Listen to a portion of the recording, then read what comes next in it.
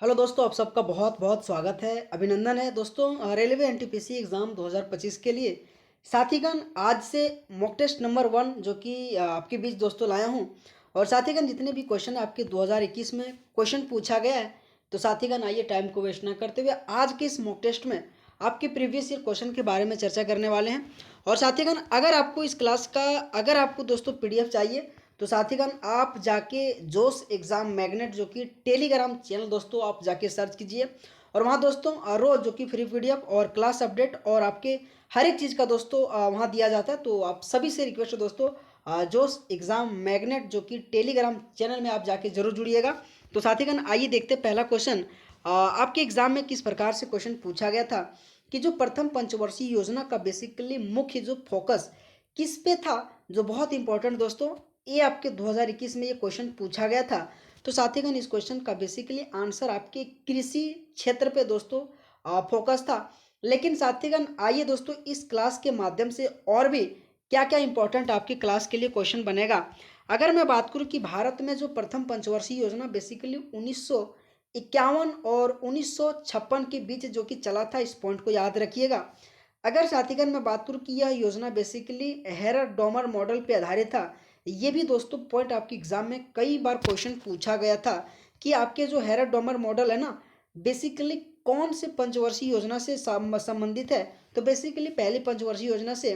और इस योजना ने देश के कृषि क्षेत्र को प्रभावित किया था, जो कि प्राथमिकता दी थी। अगर मैं बात करूं कि प्रथम पंचवर्षीय योजना को जवाहरलाल नेहरू द्वारा संसद के समक्ष जो कि प्रस्तुत किया गया था। और ये भी दोस्तों कई बार आपके एग्जाम में क्वेश्चन पूछा गया था कि जो प्रथम पंचवर्षीय योजना है ना, बेसिकली किसके द्वारा जो कि लागू किया गया था। तो जवाहरलाल नेहरू के द्वारा दोस्तों। अगर मैं बात करूं साथीगण की गुलजारी लाल नंदा भारत के योजना आयोग के पहले उपाध्यक्ष था, ये भी दोस्तों बहुत इंपॉर्टेंट पॉइंट है। आपको याद रखना है कि गुलजारी लाल नंदा बेसिकली योजना आयोग के पहले उपाध्यक्ष था, इस पॉइंट को याद रखिएगा। अगर मैं बात करूं कि अर्थशास्त्री के एन राज को इस योजना के वास्तुकार के रूप में भी जाना जाता है। दोस्तों हर एक क्वेश्चन आपके एनटीपीसी 2021 में क्वेश्चन पूछा गया। साथीगण अगर मैं बात करूं तो क्वेश्चन के साथ एक्सप्लेन के साथ में दोस्तों हर एक क्लास मेरा रहता है ना। अगर साथीगण इस तरीके से अगर आपको पीडीएफ चाहिए, तो डिस्क्रिप्शन बॉक्स में दोस्तों मैं पीडीएफ का लिंक दे दूंगा। और साथ ही दोस्तों आप जाके टेलीग्राम में जाके जोश एग्जाम मैग्नेट सर्च कीजिएगा, वहां भी आपको ये पीडीएफ दोस्तों मिल जाएगा, है ना। अगर मैं बात करूं दोस्तों की जो प्रथम पंचवर्षीय योजना का लक्ष्य जो कि कितना रखा गया था, तो 2.1% वार्षिक जो कि सकल घरेलू उत्पाद जीडीपी वृद्धि था। अगर साथीगण मैं बात करूं कि कुछ और इन्फॉर्मेशन आपके एग्जाम के लिए इंपॉर्टेंट, तो द्वितीय पंचवर्षीय योजना में देश के औद्योगिक विकास को प्राथमिकता दी गई थे। ये भी पॉइंट आपको याद रखना है कि जब द्वितीय पंचवर्षीय योजना जो आपकी 1956 से लेकर 61 के बीच चला था, जो उसमें से द्वितीय जो औद्योगिक क्षेत्र पे विकास को कहा था। और वहीं पांचवी पंचवर्षीय योजना की बात करूं तो कृषि उद्योग और खानों को प्राथमिकता दी गई थी। और आठवीं पंचवर्षीय योजना में मानव संसाधन जो विकास को प्राथमिकता दी गई थी। दोस्तों ये भी पॉइंट आपको याद रखना है। हमेशा दोस्तों आपके एग्जाम में पंचवर्षीय योजना से क्वेश्चन पूछा जाता है। और साथीगण आपको किस तरीके से क्लास चाहिए, और साथीगण इस क्वेश्चन पहला को देख के आपको एक्सप्लेन करके जितना भी मैं आपको बताया दोस्तों कैसा रहा, आपको कमेंट बॉक्स में आंसर जरूर करना है ना। अगर दोस्तों मैं अगला क्वेश्चन की बात करूं कि भारत ने पहली बार किस वर्ष ओलंपिक खेल में भाग लिया था, तो साथीगण इस क्वेश्चन का आंसर 1900 में आ जाएगा, जो सबसे पहले ओलंपिक में शामिल हुआ था। अगर साथीगण मैं बात करूं कि और इसके बारे में, तो अंतर्राष्ट्रीय जो ओलंपिक समिति ओलंपिक की शाही शासी निकाय है। पहला अगर मैं बात करूं कि आधुनिक ओलंपिक बेसिकली 1896 में जो कि एथेंस के ग्रीस में आयोजित किया गया था, जो ये भी कई बार क्वेश्चन पूछा जाता है। अगर साथीगण मैं बात करूं कि नॉर्मन प्रिचार्ड बेसिकली 1900 के ओलंपिक में भारत का प्रतिनिधित्व किया, जिससे यह देश का पहला ओलंपिक प्रदर्शन बन गया। भारत ने 1920 के ओलंपिक में अपना पहला दल भेजा था। ये भी पॉइंट आपके एग्जाम के लिए बहुत इंपॉर्टेंट बनता है दोस्तों, क्योंकि 1900 की जो ओलंपिक भारत का जो प्रतिनिधित्व किया था ना, बेसिकली नॉर्मन पिरचार्ड के द्वारा किया गया था। ये हमेशा दोस्तों आपके एसएससी में खूब क्वेश्चन पूछा जाता है, तो आपके एनटीपीसी में भी दोस्तों क्वेश्चन पूछे जाने की अति संभावना है। अगर साथीगण मैं बात करूं कि भारत ने पहली बार 1920 में ग्रीष्मकालीन ओलंपिक खेलों में एक टीम भेजी थी।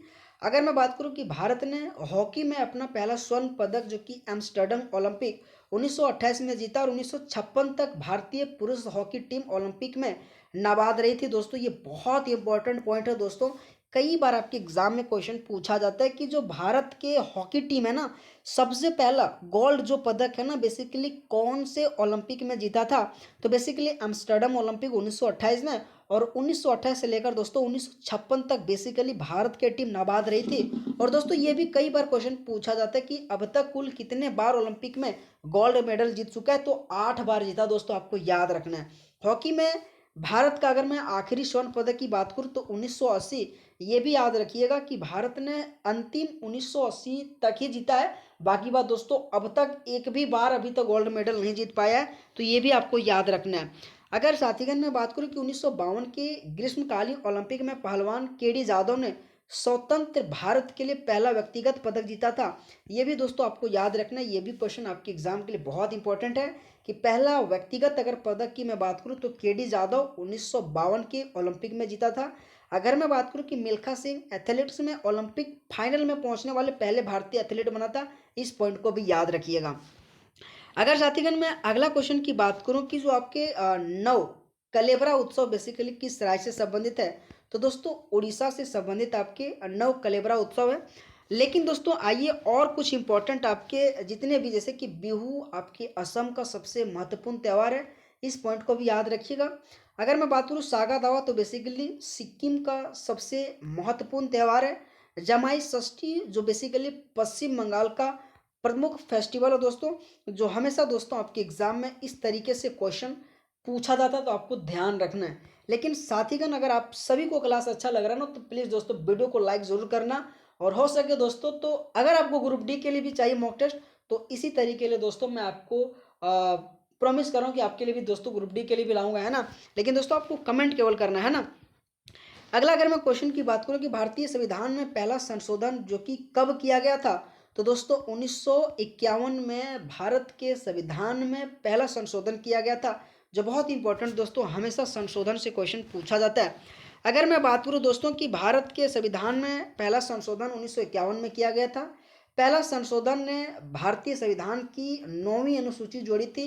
ये भी बहुत इंपॉर्टेंट है दोस्तों, आपको याद रखना है। इसने भाषण और अभिव्यक्ति की स्वतंत्रता को प्रतिबंधित कर दिया था। इस पॉइंट को भी याद रखिएगा। इसे कई मामलों जैसे कामेश्वर सिंह केस और रमेश थापर केस आदि में अदालत के फैसलों से पैदा हुई कुछ व्यवहारिक कठिनाइयों को दूर करने के लिए पेश किया गया था, जो बहुत इंपॉर्टेंट ये केस आपके बनता है।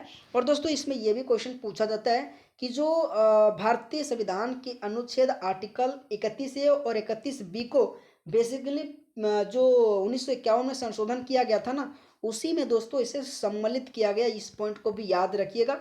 आपकी एग्जाम में ये दोस्तों क्वेश्चन पूछा जा सकता है। अगर दोस्तों मैं अगला क्वेश्चन की बात करूं कि मानव शरीर का बेसिकली पीएच स्तर कितना है। तो दोस्तों इस क्वेश्चन का आंसर आ जाएगा 7.35 से लेकर 7.45। दोस्तों बहुत इंपॉर्टेंट, हमेशा पीएच मान से क्वेश्चन आपके एग्जाम में देखा जाता है। तो दोस्तों आपको ये ध्यान देना है। अगर साथीगण मैं बात करूं कि कुछ पीएच मान से, तो पीएच का मतलब होता है कि हाइड्रोजन की क्षमता को ज्ञात किया जाता है। पीएच स्केल वह पैमाना है जिसका उपयोग किसी पदार्थ की अम्लता या क्षारीयता को उसके घोल में हाइड्रोजन आयनों की सांद्रता के आधार पर व्यक्त करने के लिए किया जाता है। इस पॉइंट को याद रखिएगा। पीएच स्केल की खोज बेसिकली किसके द्वारा किया गया था। तो सोरेनसेन के द्वारा किया गया था। इस पॉइंट को याद रखिएगा। पीएच जो पैमाने की जो कम से कम आपकी कितना से कितना के बीच होता है, तो 0 से लेकर 14 के बीच में होता है। दोस्तों 2024 के अंतिम 2025 के लगभग में दोस्तों दिसंबर में आपके टेक्नीशियन का एग्जाम हुआ, आरपीएफ एसआई का एग्जाम हुआ। दोस्तों आप जाके देख लीजिएगा, पीएच मान से इतना क्वेश्चन पूछा है कि आप कह नहीं सकते दोस्तों। बहुत हर एक शिफ्ट में 2 से 3 क्वेश्चन आपके साइंस से पूछ रहा है। तो साथीगण आपके एग्जाम में पीएच वैल्यू से क्वेश्चन पूछा जाएगा, नो डाउट है दोस्तों, आपको बस याद रखना है। अगर साथीगण मैं बात करूं कि पीएच जो है ना, जैसे कि हमेशा पूछा जाता है कि ये 7 आ जाएगा, अगर इससे अगर कम आएगा तो बेसिकली क्या आता है, तो अम्लीय आता है। अगर 7 से अधिक हो जाए दोस्तों बेसिकली क्षारीय होता है। हमेशा दोस्तों इस तरीके से आपके टेक्नीशियन में खूब क्वेश्चन पूछा तो दोस्तों उम्मीद करता हूँ आपके एनटीपीसी में भी ये क्वेश्चन खूब पूछा जाएगा, आपको ध्यान देना है।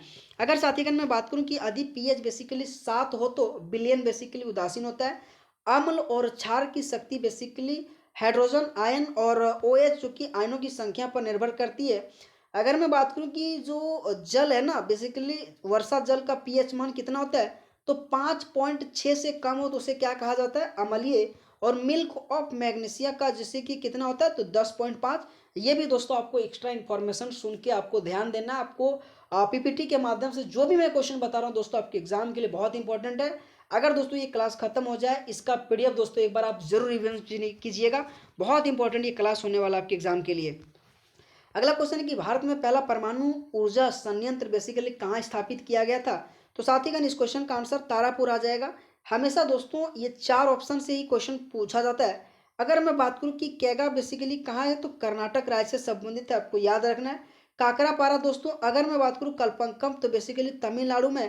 काकरापारा दोस्तों आपको कमेंट बॉक्स में करना है कि बेसिकली भारत के किस राज्य में काकरापारा परमाणु ऊर्जा संयंत्र स्थित है। आपके एग्जाम के लिए बहुत इंपॉर्टेंट ये क्वेश्चन है।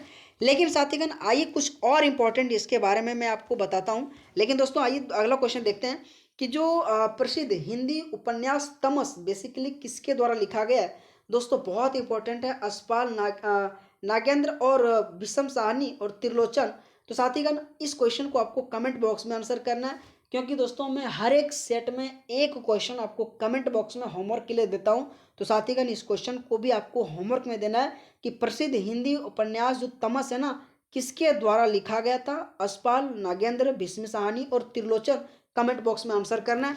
लेकिन साथीगण आइए कुछ और इंपॉर्टेंट के बारे में जानते हैं कि जो भीष्म साहनी है ना बेसिकली उनके उल्लेखनीय कार्य के बारे में, क्योंकि उनको और भी कई कई ऐसे जो कि लिखा उन्हें बहुत जो कि प्रसिद्ध माना जाता है, जो झरोखे, कादियान और बसंती और कुंतो। ये दोस्तों बहुत इंपॉर्टेंट है एनटीपीसी में। दोस्तों जाके प्रीवियस ईयर क्वेश्चन देख लीजिएगा, इस तरीके से बहुत क्वेश्चन पूछा जाता है। तो भीष्म साहनी के अगर मैं बात करूँ तो झरोखे, कादियाना और बसंती और कुंतो, इस क्वेश्चन को याद रखिएगा।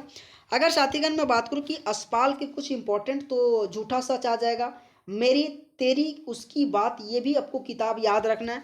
लेकिन दोस्तों अगर मैं बात करूँ कुछ और इंपॉर्टेंट आपके अस्पाल के, तो पिंजरे की उड़ान, नागेंद्र के उल्लेखनीय कार्य की बात करूं तो विचार और विवेचन और विचार और विश्वासन और अस्तुत का जो कारावास्त्र और अनुसंधान और आलोचना।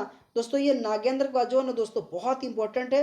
ये क्वेश्चन आपके एनटीपीसी और अभी जी जो कभी आपके एग्जाम जो बेसिकली आपके कांस्टेबल का होगा ना उसमें भी दोस्तों नागेंद्र का ये क्वेश्चन पूछा गया था। ये बेसिकली 4 आपको याद रखना है, विचार और विवेचन, विचार और विश्लेषण और वस्तुत अरस्तुत का काव्य शास्त्र और अनुसंधान और आलोचना, जो आपके बहुत इंपॉर्टेंट नागेंद्र का उल्लेखनीय कार्य आपके एग्जाम के लिए बहुत इंपॉर्टेंट है।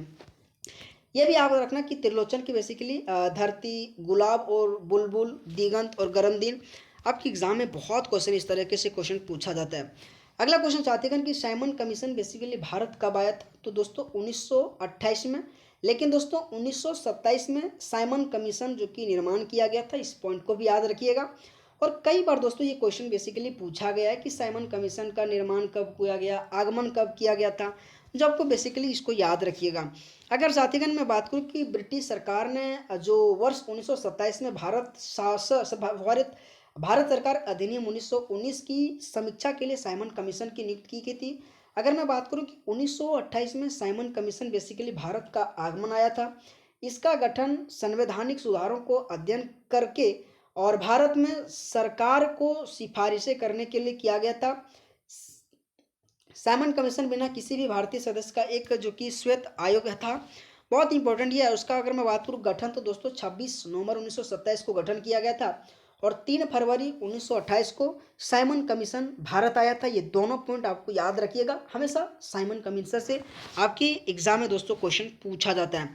अगला अगर मैं क्वेश्चन की बात करूँ साथीगण की सांची का जो स्तूप है ना बेसिकली निर्माण किसने करवाया था। तो साथीगण इस क्वेश्चन का आंसर बेसिकली अशोक के द्वारा सांची के स्तूप का निर्माण करवाया गया था। दोस्तों सांची से बहुत इंपॉर्टेंट और आपके अशोक से बहुत इंपॉर्टेंट क्वेश्चन पूछा जाता है। आइए दोस्तों चर्चा करते हैं। सांची स्तूप अगर मैं बात करूं तो अशोक द्वारा निर्मित एक बौद्ध परिसर है, जो आपको ध्यान रखना है। अगर मैं बात करूं कि सांची स्तूप बेसिकली भारत के किस राज्य में है, तो दोस्तों मध्य प्रदेश राज्य जो कि रायसेना जिले में स्थित है, इस पॉइंट को भी याद रखिएगा। अगर मैं बात करूं साथीगण, इसे भारत की सबसे पुरानी पत्थर की संरचना माना जाता है। इसे तीसरी शताब्दी ईसा पूर्व में मौर्य सम्राट अशोक द्वारा डिजाइन किया गया था, इस पॉइंट को भी याद रखिएगा। और यह बेसिकली दोस्तों सांची आपके यूनेस्को विश्व धरोहर में शामिल है। अगर मैं बात करूं दोस्तों सांची बेसिकली कब शामिल किया गया था, आपको कमेंट बॉक्स में आंसर करना दोस्तों। लेकिन साथीगण आइए थोड़ा कुछ अशोक के बारे में दोस्तों चर्चा करते हैं, क्योंकि दोस्तों हमेशा आपके अशोक से क्वेश्चन पूछा जाता है। लेकिन साथीगण जो सांची स्तूप है ना, आपके 200 रुपये के नोट में चिन्हित किया गया, इस पॉइंट को भी याद रखिएगा। कई बार एसएससी में क्वेश्चन पूछ लेता है कि 100 रुपये के नोट में किस चीज का चित्रण किया गया, उसी तरह से 200 रुपये के नोट पे सांची का स्तूप का चित्रण किया गया, आपको याद रखना है। अगर मैं बात करूं, अशोक मौर्य वंश का एक भारतीय सम्राट थे, बहुत इंपॉर्टेंट है। और बेसिकली देवनाम प्रियदर्शी के नाम से अशोक को जाना जाता है। और दोस्तों अशोक ने 261 ईसा पूर्व में कलिंग युद्ध में कलिंग पर आक्रमण किया गया था। तो दोस्तों ये कई बार आपके हिस्ट्री से क्वेश्चन पूछा जाता है कि बेसिकली अशोक ने कलिंग युद्ध पर कब आक्रमण किया था, तो बेसिकली 261 ईसा पूर्व में किया गया था। अगर साथीगण मैं बात करूं कि अशोक भारतीय इतिहास में पहले राजा थे जिन्होंने पत्थरों पर खुदे हुए अपने रिकॉर्ड को छोड़ दिया था, जो आपके एग्जाम के लिए इंपॉर्टेंट बनता है। अगला क्वेश्चन साथीगण की कहा जाता है कि भारत का जो पहला राष्ट्रीय ध्वज 1906 में फहराया गया था, तो कहाँ पे फहराया गया था, तो कोलकाता में फहराया गया था। लेकिन साथीगण अगर आपको क्लास के साथ क्वेश्चन और उसके एक्सप्लेनेशन अगर आपको अच्छा लग रहा है मेरे दोस्तों, तो प्लीज़ दोस्तों मेरी मेहनत के लिए एक लाइक हो सके तो कीजिएगा, और चैनल को आप जरूर सब्सक्राइब कीजिएगा दोस्तों, बहुत मेहनत लगता है ना। तो दोस्तों अगर मैं बात करूं 1906 में पहला राष्ट्रीय ध्वज जो कि कहाँ फहराया गया था, तो साथीगण कलकत्ता में फहराया गया था। लेकिन दोस्तों आइए कुछ और इम्पोर्टेंट बात जानते हैं कि भारत में जो पहला राष्ट्रीय ध्वज 7 अगस्त 1906 को फहराया गया था, इसे कोलकाता के पारसी जो कि बगान स्क्वायर ग्रीन पार्क में फहराया गया था, इस पॉइंट को भी याद रखिएगा। कभी कभी अगर डीप में भी चला जाए ना, तो इस क्वेश्चन को भी पूछा जा सकता है। ध्वज लाल पीले और हरे रंग के 3 क्षैतिज पट्टियों से बना था। अगर साथीगण मैं बात करूं पहला 1906 में, अगर मैं बात करूं दूसरा दोस्तों, तो मैडम भीकाजी गामा द्वारा 1907 में दोस्तों आपके जर्मन के जो स्टार्ट गार्ड है ना, वहां पे फहराया गया था। ये दोनों पॉइंट आपको याद रखना है दोस्तों। और तीसरा बेसिकली 1917 में फहराया गया था। ये तीनों दोस्तों क्वेश्चन आपके एग्जाम के लिए बहुत इंपॉर्टेंट है, आपको याद रखिएगा। पहला झंडा 1906 में फहराया गया, दूसरा 1907 जर्मन के स्टॉटगार्ड में दोस्तों, ये ज़्यादा इंपॉर्टेंट बनता है क्योंकि मैडम भीकाजी गामा से आपके एग्जाम में क्वेश्चन पूछे जाने की अति संभावना है। जो आपको याद रखना है कि 1907 में जर्मन के स्टॉटगार्ड में, बेसिकली तीसरा जो ध्वज बेसिकली 1917 में फहराया गया था। ये तीनों पॉइंट आपको याद रखना है। अगर साथ ही में बात करूं कि 1931 में एक प्रस्ताव पारित किया कि तिरंगे झंडे को हमारे राष्ट्रीय ध्वज के रूप में अपनाया गया। अगर मैं बात करूं 22 जुलाई 1947 को राष्ट्रीय ध्वज को संविधान सभा में अपनाया गया था। ये भी कई बार क्वेश्चन पूछा जाता है कि संविधान सभा ने राष्ट्रीय ध्वज को बेसिकली कब अपनाया था, तो 22 जुलाई 1947 को अपनाया था, जो आपको बेसिकली याद रखना है। अगर मैं बात करूं कि भारत के राष्ट्रीय ध्वज का आकार जो कि किस तरह से है, तो आयताकार है। और ये भी क्वेश्चन पूछा जाता है कि ध्वज की लंबाई और चौड़ाई बेसिकली 3:2 के होगा, ये भी क्वेश्चन आपको याद रखना है, क्वेश्चन पूछा जा सकता है दोस्तों। अगर मैं अगला क्वेश्चन की बात करूं साथीगर कि पुरुष में जो स्त्री केसर है ना, उसके बेसिकली क्या है, तो एक प्रकार से एक मादा जनन अंग है दोस्तों। अगर मैं बात करूं दोस्तों, ये भी क्वेश्चन आपके एग्जाम में कई बार क्वेश्चन पूछा गया था। अगला क्वेश्चन है कि संयुक्त राष्ट्र परिषद के कितने अस्थायी सदस्य होते हैं, साथीगण 10 अस्थायी होता है और 5 दोस्तों आपके स्थायी होता है। आइए दोस्तों यूनाइटेड नेशन के बारे में कुछ जानकारी प्राप्त करते हैं, जो आपके एग्जाम में हमेशा इस तरीके से क्वेश्चन पूछा जाता है, जो आपको याद रखना है। अगर दोस्तों मैं अगला क्वेश्चन की बात करूं कि राजा रवि वर्मा बेसिकली एक प्रसिद्ध थे, तो कवि के रूप में दोस्तों एक प्रसिद्ध था। अगर मैं बात करूं चित्रकार के, तो बेसिकली राजा रवि वर्मा एक जो कि आपके चित्रकार था, जो आपको याद रखना दोस्तों, हमेशा राजा रवि वर्मा जी से क्वेश्चन पूछा जाता है। अगला अगर मैं क्वेश्चन की बात करूं कि भारत का जो पहला उच्च न्यायालय जो कि बेसिकली कहाँ स्थापित किया गया था, तो दोस्तों कलकत्ता में भारत का पहला उच्च न्यायालय स्थापित किया गया था, जो याद रखिएगा। और कई बार दोस्तों ये पहला उच्च न्यायालय से क्वेश्चन पूछा जाता है, जो बेसिकली आपके 1862 में कलकत्ता में खोला गया था। लेकिन दोस्तों आइए कुछ और इसके बारे में एक्स्ट्रा जानते हैं कि भारत का जो पहला उच्च न्यायालय बेसिकली कोलकाता में स्थापित किया गया था और इसे पहले दोस्तों फोर्ट विलियम में न्यायिक उच्च न्यायालय कहा जाता था। और अगर मैं बात करूं कि यह भारतीय उच्च न्यायालय अधिनियम 1861 के तहत जारी किया गया था। और साथ ही अगर मैं बात करूं इसे औपचारिक रूप से 1 जुलाई 1862 को खोला गया था। कई बार दोस्तों आपके एग्जाम में एग्जैक्ट डेट पूछ लेता है कि कलकत्ता उच्च न्यायालय बेसिकली कब रूप से खोला गया था, तो 1 जुलाई 1862 में खोला गया था, आपको याद रखना है।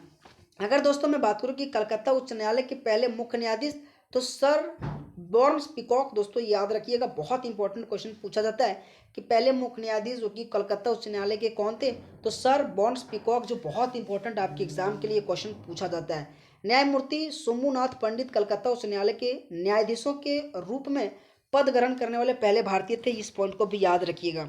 अगर दोस्तों मैं और कुछ इन्फॉर्मेशन जानूं तो उच्च न्यायालय के मुख्य न्यायाधीश के नियुक्ति बेसिकली कौन करता है, तो राष्ट्रपति करता है, इस पॉइंट को भी याद रखिएगा। प्रत्येक उच्च न्यायालय में एक मुख्य न्यायाधीश और ऐसे अन्य न्यायाधीश होंगे जो बेसिकली राष्ट्रपति तय करेंगे। उच्च न्यायालय के न्यायाधीशों को राष्ट्रपति उसी आधार और तरीके से हटाते हैं जैसे उच्चतम न्यायालय के न्यायाधीशों को हटाया जाता है। ये भी दोस्तों आपके एग्जाम में क्वेश्चन पूछा जाता है, आपको याद रखना है। अगला अगर मैं क्वेश्चन की बात करूं स्वातिगन की आरटीआई अधिनियम बेसिकली कब लागू किया गया था, तो अक्टूबर 2005 में आरटीआई अधिनियम लागू किया गया था। अगर दोस्तों मैं बात करूं कि आरटीआई अधिनियम से क्वेश्चन किस प्रकार से क्वेश्चन आपके एग्जाम में देखने को मिलता है कि सूचना का अधिकार एक ऐसा उपकरण है जिसका उपयोग भारत का प्रत्येक व्यक्ति ऐसी जानकारी का पता लगाने के लिए कर सकता है जो उसके जीवन को बेहतर बना सके। ये पॉइंट आपको याद रखिएगा। वर्ष 2005 में सूचना का अधिकार अधिनियम की शुरुआत की गई थी और सूचना का अधिकार अधिनियम 2005 में सरकारी सूचना के लिए नागरिकों के अनुरोध के समय जवाब देना अनिवार्य है। और बेसिकली यह अधिनियम भारतीय संसद द्वारा 12 मई 2000 जो कि 5 को पारित किया गया था और बेसिकली 15 जून 2005 को राष्ट्रपति की स्वीकृति पर 12 अक्टूबर 2005 को बेसिकली आरटीआई लागू किया गया था, जो आपके एग्जाम में ये क्वेश्चन पूछा गया था, आपको याद रखना है।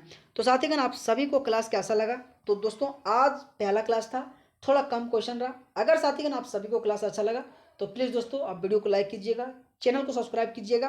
दोस्तों अगले क्लास थोड़ा लंबा रहेगा और भी क्लास में जिस तरीके से आज का एक्सप्लेन रहा उसी तरह से दोस्तों अगले क्लास भी रहेगा। और साथीगण जोश exam magnet channel Telegram group में आप जाके शामिल हो जाइएगा और उसी तरह से दोस्तों हर एक क्लास की भांति आज भी दोस्तों वहाँ पीडीएफ हो गया, टेलीग्राम में आपकी लिंक दोस्तों सब कुछ शेयर किया जाता है, वहाँ से आप जाके दोस्तों इस क्लास का पीडीएफ ले सकते हैं। तो आप सबका दोस्तों बहुत बहुत आभार, थैंक यू सो मच, बहुत बहुत धन्यवाद आप सबका।